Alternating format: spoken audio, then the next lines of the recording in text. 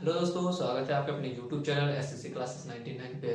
तो आज का जो हमारा टॉपिक है वर्णमाला। तो आज हम पढ़ने वाले हैं वर्णमाला किसे कहते हैं और वर्णमाला से रिलेटेड सभी चीज को हम देखेंगे, जिससे कि आपके प्रश्न एग्जाम में एक भी प्रश्न ना छूटे वर्णमाला से। तो सबसे पहले दोस्तों हमें जाना कि वर्णमाला किसे कहते हैं, ठीक है। उससे पहले ये जानना है कि वर्णमाला किसके बाद आता है। तो देखिए दोस्तों, वर्णमाला की देखिए भाषा की साथी इकाई सबसे पहले आता है वाक, फिर आता है उपवाक, फिर आता है परवन, फिर आता है पद, फिर आता है अक्षर, फिर आता है ध्वनि, फिर आता है वर्ण। तो एग्जाम में ये भी पूछा जाता है दोस्तों कि भाषा की सबसे छोटी इकाई को क्या कहते हैं। तो भाषा की सबसे छोटी इकाई को वर्ण कहते हैं। और उसके बाद पूछा जाता है दोस्तों कि वर्णमाला, वर्णमाला में सबसे ये होता है दोस्तों, वर्णमाला किसे कहते हैं।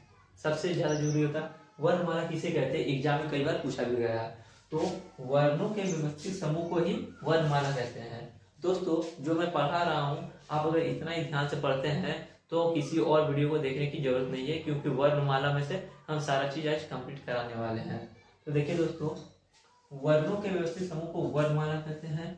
वर्णों के लेखन के आधार पर 52 वर्ण होते हैं, लेकिन उच्चारण के बोलने के आधार पर 45 वर्ण होते हैं, जिसमें 10 स्वर और 35 व्यंजन होते हैं। जैसा कि दोस्तों वर्णमाला में वर्णों के व्यवस्थित समूह को वर्णमाला कहते हैं, जिसकी कुल संख्या वर्णमाला में वर्णों की कुल संख्या 52 है।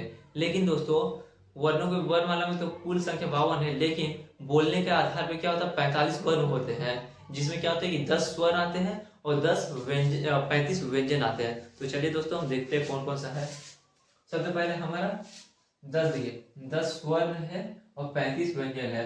अब इसके अंतर्गत कौन कौन सा आता है। सबसे पहले स्वर वर्ण, स्वर वर्ण के अंतर्गत आता है ओ, आ, ई, छोटी ई, बड़ी ऊ, छोटा ए, बड़ा ए, औ। ये तो हो गए 10 स्वर्ण।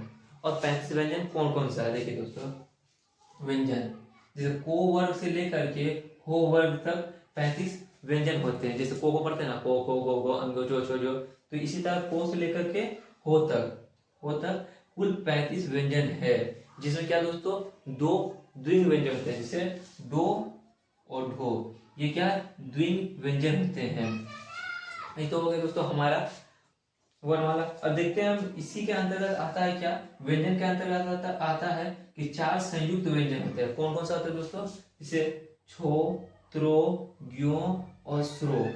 और उसके बाद दोस्तों ये भी सवाल पूछा जाता है कि जो ये छो है ये किसके मिलने से होता है। तो देखिए दोस्तों आप देख रहे हैं को के नीचे हलंत लिखा लगा हुआ है, तो इसके मतलब होता है आधा को प्लस सो, ये दोनों को मिलाकर के छो बनता है। त्रो और से बनता है त्रो, और जो आधा जो प्लस और से बनता है ज्यो, और आधा सो और से बनता है श्रो। तो चलिए दोस्तों ये होता है। चलिए हम आगे बढ़ते हैं।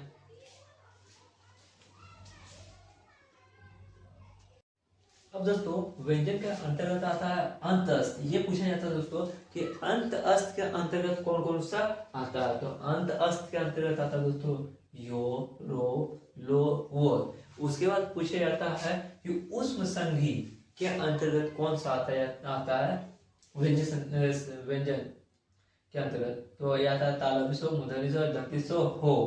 और उसके बाद पूछा जाता है आगम व्यंजन किसे कहते हैं, जैसे जो हो, इसे अरबी फांसी भी कहा जाता है। तो दोस्तों वर्णमाला को 3 भागों में बांटा गया है। कौन कौन सा, स्वर वर्ण, हर स्वर, दीर्घ स्वर और पुरुष स्वर, जिसमें दोस्तों हमें 2 ही स्वर के बारे में पढ़ना है और पुरुष स्वर के बारे में नहीं पढ़ना है, किसे, क्योंकि इसे एग्जाम में नहीं पूछा जाता है।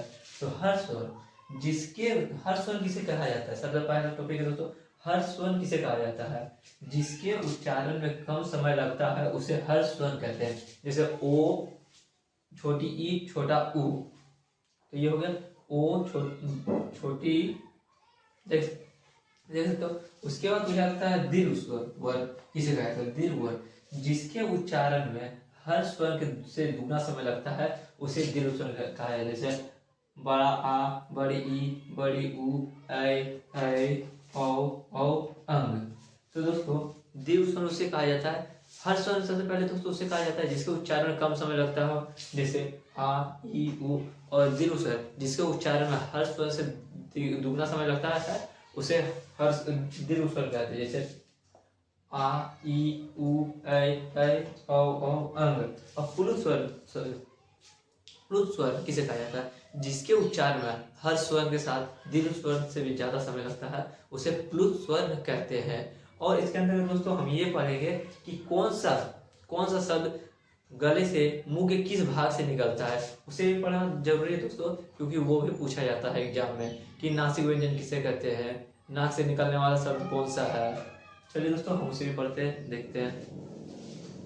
तो दोस्तों उच्चारण के आधार पे भी व्यंजन को बांटा गया है। जैसे दोस्तों सबसे पहले ये हो गया उच्चारण के आधार पे व्यंजन, तो हो गया कंठ। सबसे पहले आता है कंठ, मतलब जो कंठ डायरेक्ट गले से आवाज निकलता है, जैसे कि को, ये डायरेक्ट को खो गो घो, ये डायरेक्ट कंठ से ही निकलता है। उसके बाद आता है तालु। तालु जो कि मुंह के ऊपर वाले भाग को जीभ टच करता है, जैसे हो गया चो चो जो अड़ो। अगर आप इसके बोलते हैं तो बिना जीव को तालु में सटाए हुए आप इसे नहीं उच्चारण कर सकते, मतलब बोल नहीं सकते। फिर आते हैं मृद। मृद में क्या होता है दोस्तों? जो जीव और तालु के बीच का मुंह का भाग, जिसे डायरेक्ट हवा बाहर निकलता है, टो ठो डो ढो नो, इनको बोलने में प्रयोग होता है। उसके बाद आता है दंत। दंत में होता है तो थो दो धो नो। ये जीव को दांत से सहारे टच करने पर ही ये सा वर्ड बोला जा सकता है। उसके बाद आता है लास्ट में आता है ओष्ठ। ओष्ठ मुंह के ये वाले भाग, जैसे पो बोलने में पो पो गो मो, इनको बोलने में ओठ को सटाना जरूरी है। और सबसे लास्ट में दोस्तों अंग और आ, इसे आयोग कहते हैं और आंखों को विसर्ग कहते हैं। तो आज का हमारा वर्णमाला यही समाप्त होता है। मिलते हैं नेक्स्ट वीडियो में।